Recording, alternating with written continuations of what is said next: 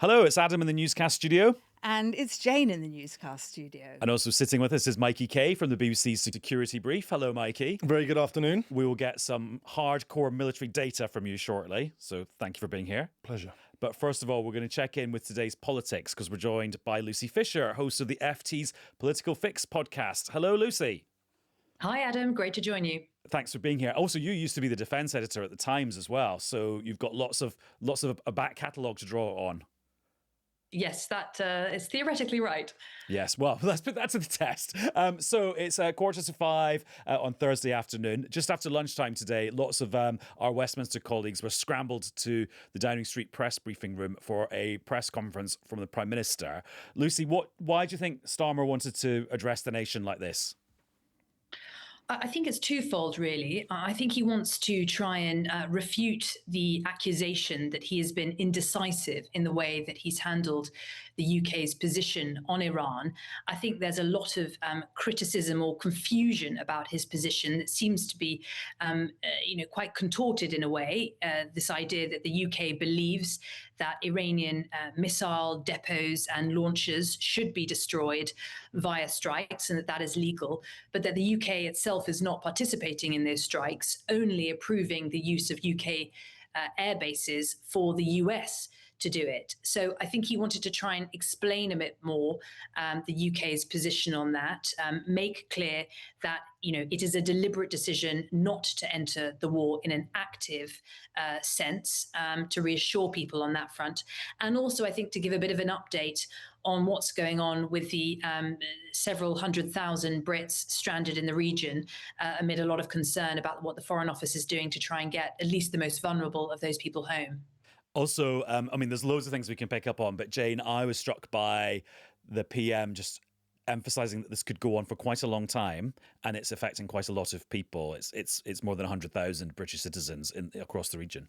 Yeah, and of course, that was the point at which everything changed for Keir Starmer. So we believe that he, didn't want to use British assets in an offensive scenario, but in a defensive one. And he's obviously said that this was because Iran started to attack so many of Britain's allies, some 10 Gulf countries, in which many tens of thousands of British people are either based or live or work or are on holiday. So that's what made the difference for him. And yes, there are still an awful lot of them stuck in those places. I've actually just been talking to some Brits in Dubai who were hoping to get out tonight. But as we were speaking, the alarms were going. Missiles were coming in. I was trying to speak to my daughter who was flying into Dubai. She was stuck at the airport. Right. They're evacuating the airport in Dubai because there's been apparently reported a strike on Abu Dhabi airport, which is in the neighbouring Emirates. So it's all still very difficult for those British people and from all other European countries who are stuck in those countries. And is your daughter doing okay? She seems to be all right. She seems quite happy. She's having a coffee at the airport. She can't go anywhere right now. They're evacuating, apparently. She's from a family made of stern stuff, which does not surprise me. And then, Lucy, going back to this idea of the government's decision-making about how much to support the US or not, Tim Shipman at The Spectator has been digging into the discussions at the National Security Council at the end of last week and over the weekend. And he is reporting that it sounds like it was a group of cabinet ministers led by Ed Miliband who almost vetoed the initial use of British military bases by the US, and it wasn't until later on the weekend when the NSC had another go at it that they then gave their approval. And also, Starmer was asked about this at the press conference, and he did not deny that that's what happened. I mean, he didn't confirm it, but he didn't deny it. No, really striking the very careful answer he gave at the press conference, where he tried to make clear that the US only put in the formal legal request to use the air bases on the Saturday. But as you say, Adam, not denying that the conversation had arisen at this important crunch meeting on the Friday. And of course, this is really damaging for Starmer because it plays into the wider narrative that's now become quite entrenched in Westminster, which is that, his political authority is shot. Even in this matter of national security, a foreign war, he can't really, or at least at the beginning, couldn't really carry his cabinet with him. So he's facing, resistance and pressure internally. And of course, in the past couple of days, we've seen allies also beginning to publicly criticised the UK's response, that it's been too slow. Cyprus, in particular, making clear that, given that the Brits have two military bases on the island, that they are very disappointed the UK hadn't, deployed in advance more military assets to the region to defend the island. And we now know that HMS Dragon, a Type 45 destroyer, one of the most advanced warships in the world that has sophisticated air defense capabilities to guard against drone and missile attacks, that won't be getting to the region of the Eastern Mediterranean for 2 weeks. And this is after we've already seen a drone attack actually successfully hit one of these RAF bases in Cyprus on Sunday, and other attempted drone attacks being intercepted over Cyprus on Monday. So it's all feeling quite slow in pace, which is another reason I think Starmer wanted to tell the public today that he's sending 4 more Typhoon jets to Qatar, and to try and give a sense of a bit more of a sense of what the UK is doing amid all this criticism. And Mikey, do you think this deployment of British resources into the Eastern Mediterranean and other Gulf countries is quite slow, or is it understandable why it's happening at this pace, or actually maybe it's going at the speed you'd expect? No, absolutely not. I'm slightly confused as to the communication that's going on between Number 10 and the Ministry of Defence, because the announcement by the Prime Minister on the US being able to use UK bases, not just in the UK, so RAF Mildenhall, Lakenheath, RAF Fairford, but also RAF Akrotiri, and further afield, Diego Garcia, that was always going to initiate Iran putting those bases on the targeting list. Now, Iran doesn't have the ballistic missile range to reach the UK or France or Germany, probably Eastern Europe if it wanted to. I doubt it would do that. But it does have ballistic missile capability to hit RAF Akrotiri. And so by the Prime Minister announcing this, it was always going to put RAF Akrotiri on the target list. So it would therefore make sense to make sure you had a tiered layered air defence system to protect RAF Akrotiri before you announce what the PM announced, and therefore put RAF Akrotiri on a targeting list. And what is it, that tiered system? Tiered layer. Well, so you have to look at what the threats are, and the threats, there's a broad spectrum of threats from ballistic missiles. Iran has hypersonic missiles, but none of the UK or US inventory has the ability to counter a hypersonic missile. A hypersonic missile travels faster than 5 times the speed of sound. Some of them are claimed to go up to north of Mach 10. So you have hypersonics, but then you have the stuff you can defend against are ballistics, cruise missiles, aircraft, and drones. And that's a very broad remit. So you need a lot of stuff to counter it. Yeah, but it goes back to, so what is the stuff that we've got? We've got AUKUS, which is a non-kinetic counter UAS, counter drone system. Basically uses 3D radar, jamming, and RF wiggly amps to be able to either take down the drone through radio frequency or take control of the drone. Then you've got a kinetic capability that's called Rapid Sentry, and that uses the LMM missile. That stands for Lightweight Multipurpose Missile. Those missiles can also be put on the Wildcat helicopters, which we know are coming there now, yeah. are coming imminently. But the problem with that is that when you've got the LMM, which has a range of about 6 to 8 kilometers, on an airborne asset, what's the problem? The airborne asset has only a specific endurance. Let's say the helicopter's endurance is an hour. My questions, therefore, are now, well, how many helicopters are coming out, and how do you rotate and keep those helicopters in the air to provide 24/7 cover? I doubt you can. Yeah. So therefore, there's an immediate limitation. And then, more broadly, the Type 45, that's the air defense system on the Type 45 is called the Sea Viper. HMS Dragon. HMS Dragon. That's got 2 missiles that it can use, Aster 15 and Aster 30. The Aster 15 does about Mach 3. The Aster 30 does about Mach 4 to 4.5 with a range of 75 kilometres. Lucy, just before you go, rewinding back to our conversation and actually rewinding quite a long way back in British political history, if it is true that Ed Miliband was the one saying, let's hold back here, you shouldn't be too gung-ho, that's quite reminiscent of when David Cameron was Prime Minister, and it was Ed Miliband's whipping of Labour MPs when he was leader of the Labour Party to not support military action in Syria against Assad, which then had a knock-on effect in Washington that meant Obama didn't carry out military action. There's a sort of big echo there, even if we actually don't really know for definite what's happened just now.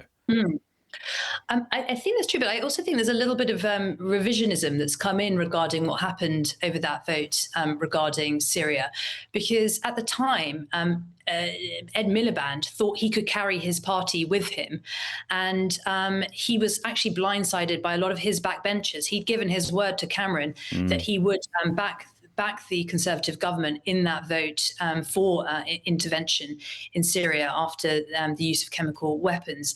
So in some ways, I think there is an echo here, but it's more that another Labour leader in the past wasn't necessarily able to kind of carry their party with them. But what I would say just finally is that, interestingly, although, the Conservatives and Reform are very much taking, to my mind, quite a surprisingly hawkish view in all this, and sort of saying the UK should be part of the war and actively getting involved in the airstrikes, not just relying on the US, and Farage calling Starmer's inaction pathetic.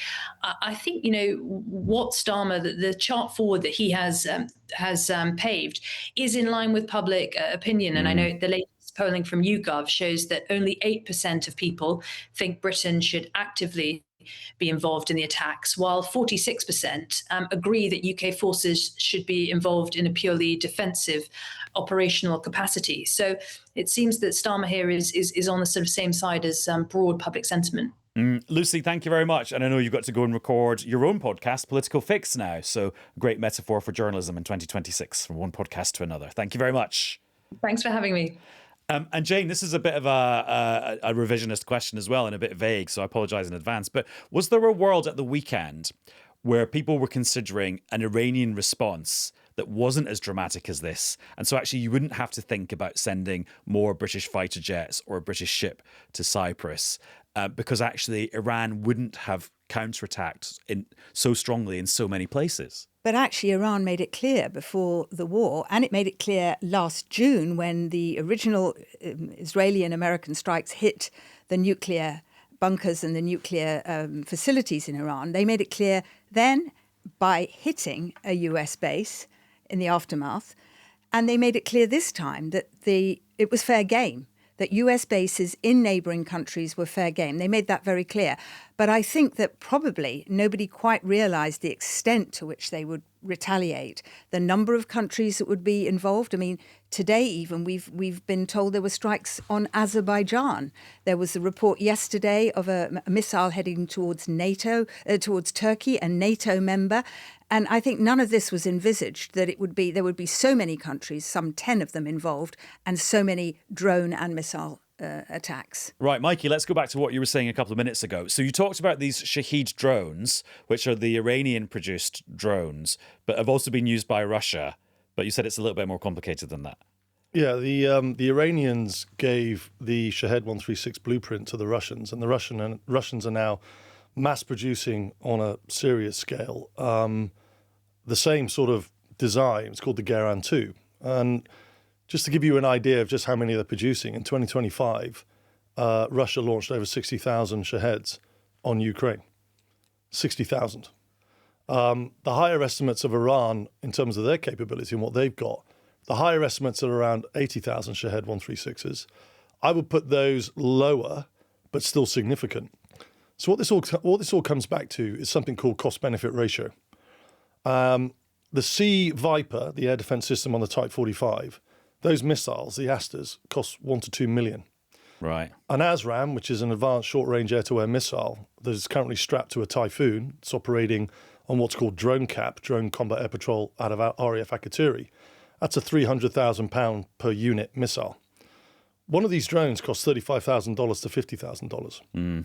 And so the Iran strategy is quite simply bankrupt the West in terms of the cost it takes to develop these counter-drone technologies and deplete their stockpiles as quickly as possible. Because when you look at the swarming potential of the Shaheds coming from Iran... In other words, loads and loads going over at the same time. Heaps. It's not a sophisticated piece of equipment. You know, it's got almost like a 125 two-stroke engine. It's got a 20 to 60 kilogram warhead, and it's made out of carbon fibre. Therefore, because it's so simple, it can be mass-produced at scale. And it's frightening. I mean, I'm talking about people who are on the ground looking up at these things in these various countries. They're terrified.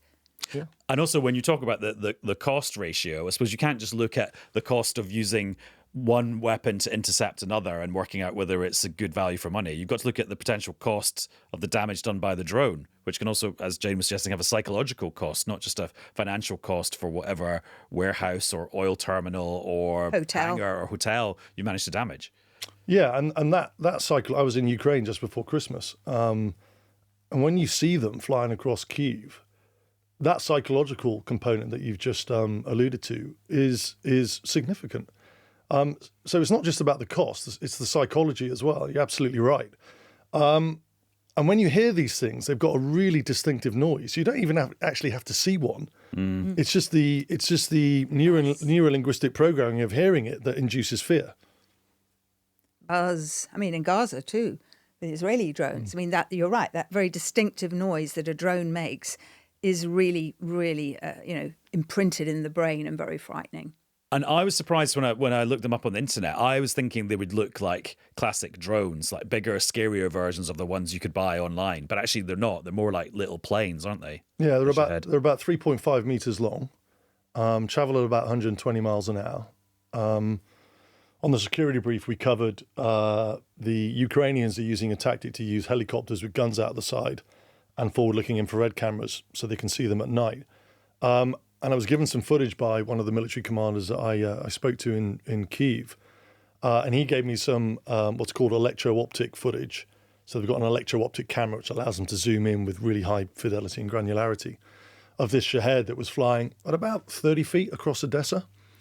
And the other thing as well is that if you want to intercept this thing, you can't intercept it over an urban area because it's going to come down and it's going to do damage. So they've got to wait for their time and intercept it at the right point and intercept it and then target it and shoot it down over an area where they know there's not going to be collateral damage. And if you're seeing Shaheds come into Bahrain or into Dubai, that's a significantly built-up area. And if you're relying on a Patriot missile system, which again costs about 1 to 2 million per missile to take out 20 drones, there's going to be at least 10 of them that get through because the Patriots will go, the code word in the military is called Winchester. That's not classified. But Winchester means that you're out of salvos. There's nothing left. Oh, you've just run out of interceptor missiles. Yeah. That's called Winchester. You've gone Winchester. Could be anything. Could be running out of ammunition for a gun. Could be running out of missiles. Could be running out of... Why Winchester? What have they got against Winchester? Or Winchester rifles? What's the Winchester connection? It's just there's lots of code words we use in the military. Is this a public school thing? Yeah. No, for the viewers. I used to fly assault helicopters in the military, and we used to do the targeted capture or kill on Al-Qaeda. And so there's all sorts of terminology. I also used to run the Top Gun school for helicopters in the UK. And so there are lots of code words you use for brevity when you're flying because things can happen quite quickly when you're flying. And Winchester's mind boggled. What about, so that's Iran's very effective drone capacity.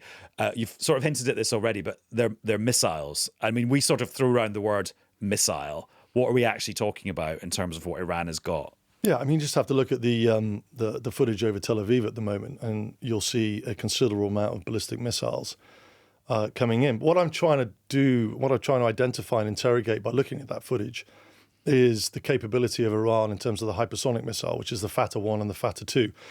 The Fatah 1 isn't as sophisticated as the Fatah 2. The Fatah 1 goes hypersonic in the terminal phase of its delivery, which means when it's on the downslope.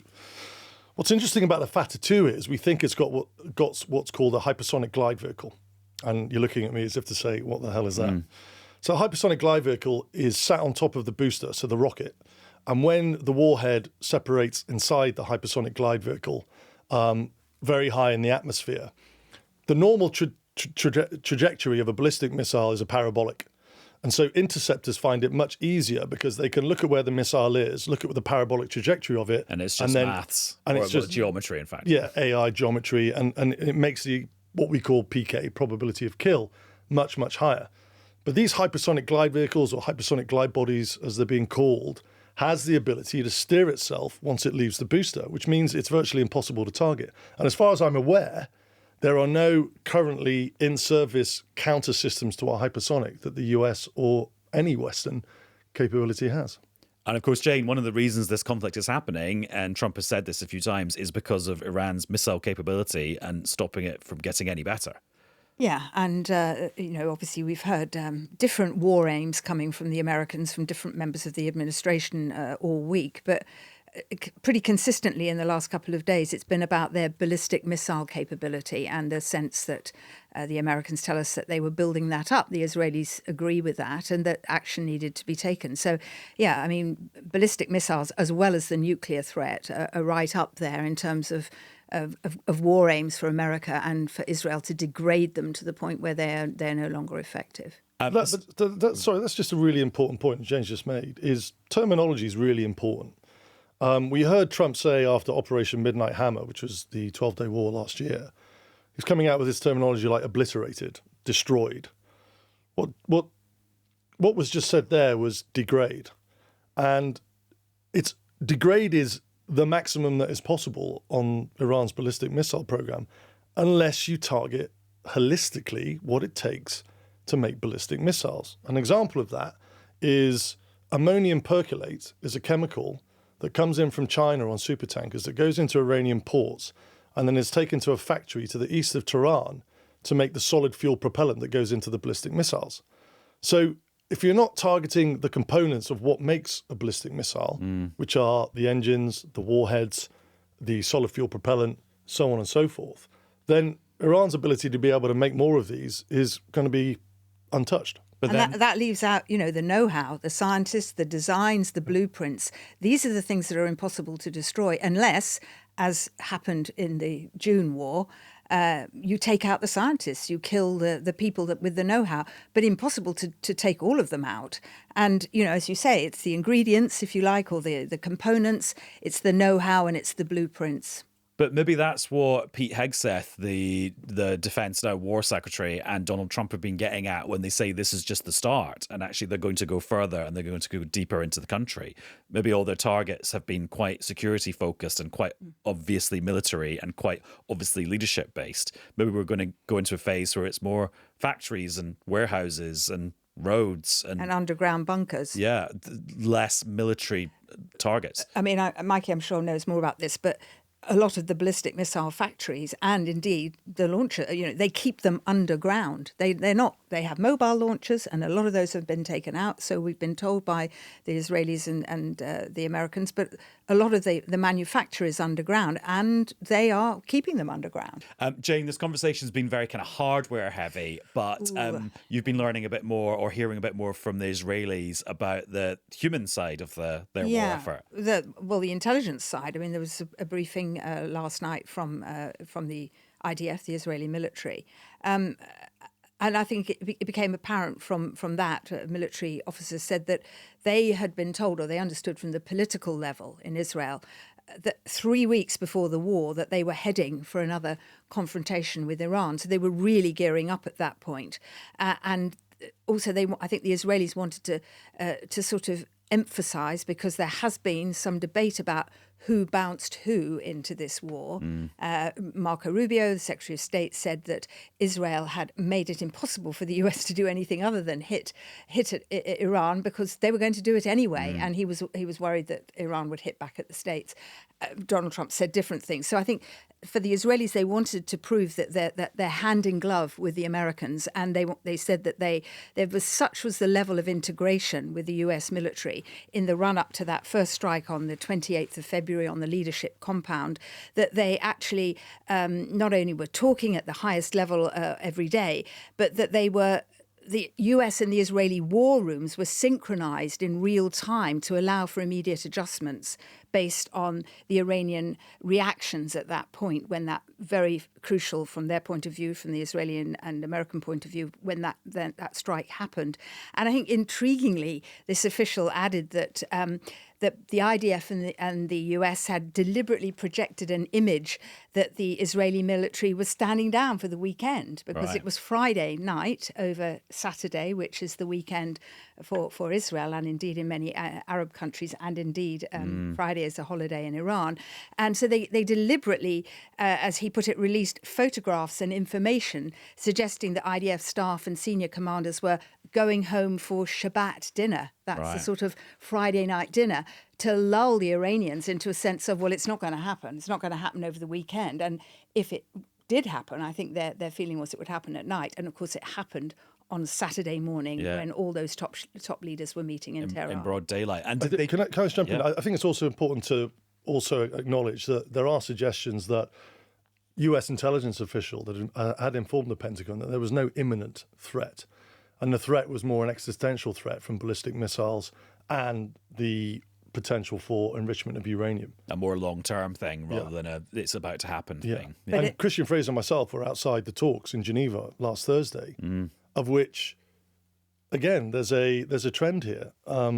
Operation Midnight Hammer, they were a day off from talks with Iranians and they shwacked them. This time they were a day into talks, and and a couple of days later they shwacked them. And in June they said, Trump said, you've got 10 days to sort this out, and in 2 days the bombing started. And I think we really, that's still a very murky period. That those few weeks, as you said, I also understand that the briefing to the American administration was that there was no imminent threat. Obviously the negotiations were going on, but the Israelis clearly saw, and obviously if we believe this briefing with the Americans, that there was a window of opportunity. This top leadership was meeting that Saturday morning, and they decided to go for it. And did they comment on those reports? And I think it was in the FT a couple of days ago, another plug for the Financial Times, that the Israelis had hacked all the traffic cameras in Tehran, and they'd been recording the footage for years. I think what they were doing was bringing together that data to know where the bodyguards were that were with the leaders and the top defense officials who were going, who parked their cars where, who was in the building, where they were moving around. And they got that because they had hacked all the facilities that would enable them to gather that data and to create this very complex picture. And that is why I think that from their point of view, that this was a moment that they couldn't afford to let pass. Yeah, I mean, in the intelligence community, they call that pattern of life. So it's understanding the behavioural tendencies of the target that you're going after. It's usually applied to what's called TST, time-sensitive targeting, on high-value leadership, such as the Ayatollah and the heads of the IRGC. But that goes across the entirety of what the main three tiers of intelligence are. It's human intelligence, which is from informants, imagery intelligence, IMINT, which is usually from geo intelligence, satellites, or MQ-9 Reapers, drones. And then you've got ELINT, electronic intelligence. And we saw in the buildup of US military capability an asset called the RC-135, which is the same as the KC-135 tank. It's the same airframe, but it's jam-packed full of electronic capability that can listen, look at radio frequencies, understand where certain capability is. So it's building up that intelligence picture. But I think one of them, talking about sort of what triggered the strike and the initiation of the strike, and what we haven't spoken about is the legality of it all. US Congress hasn't voted on this. The Senate have just supported it, but that's 5 days on. There's nothing from the United Nations Security Council. Not that there would be a resounding unanimous vote on a Security Council resolution, but for the audit trail, it's good to have who voted for, who abstained, and who didn't. And the Gulf Cooperation Council and the Arab countries did not buy into it because they knew what the consequences was going to be. So when it comes to the UK getting involved and Keir Starmer getting involved, there's a huge question on the legality of it. You just got to go back to 2003 and the votes that went through Parliament on the legality of the UK getting involved in the Iraq effort war. that went into securing a UN resolution. Right. Yes. Yeah. Before action. Before action, critically. We were talking about the strike on the leadership compound over the weekend. And Jane, there's a little bit more kind of analysis about what Trump might be thinking about who will be the new kind of leadership structure for Iran. And it's the website Axios.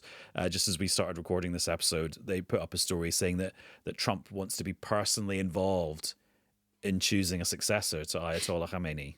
Yeah, I think he said we've got to essentially approve of who is chosen, and he made it very clear that the son of Ayatollah Khamenei would not be acceptable, is the phrase he used. But what would be acceptable is a sort of Delcy. And he was talking, of course, about Delcy Rodriguez, who was the president of Venezuela, who was essentially put in place after Maduro was removed by Trump's action. Now, to Trump, that's the perfect scenario. You remove a troublesome top person, but you leave the rest of it in place and you find someone you can work with. And of course, in Venezuela, everyone was a bit doubtful that the Americans could work with Delcy Rodriguez. But it turns out that so far, and in return, obviously, for America receiving the oil revenues from Venezuela, it has worked.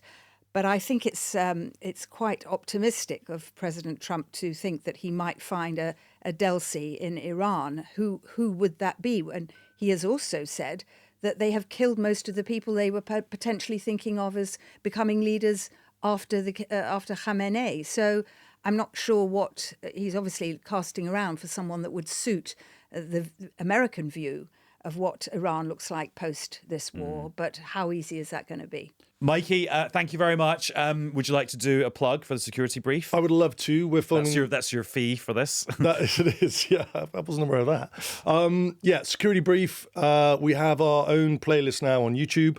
We'll be filming an update on Iran tomorrow. That will go out on air tomorrow. It'll be played across the weekend. It'll be cut for YouTube and it'll be available on YouTube hopefully by tomorrow evening. Lots of chances to watch it. And Jane, thanks to you too. Thank you, Adam.